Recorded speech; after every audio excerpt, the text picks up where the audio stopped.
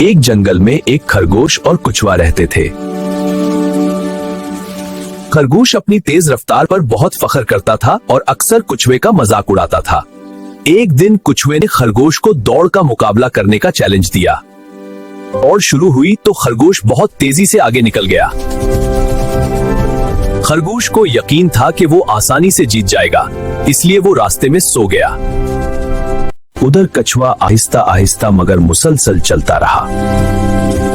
आखिरकार कछुआ अपनी मंजिल तक पहुंच गया। जब खरगोश जागा तो वो हैरान रह गया। वो मंजिल की तरफ भागा लेकिन बहुत देर हो चुकी थी, क्योंकि कछुआ पहले ही मंजिल पर पहुंचकर मुकाबला जीत चुका था। सबक: गुरूर का सर नीचा होता है। अगर कहानी पसंद आए तो कार्टून कहानी विद नासी को सब्सक्राइब करें।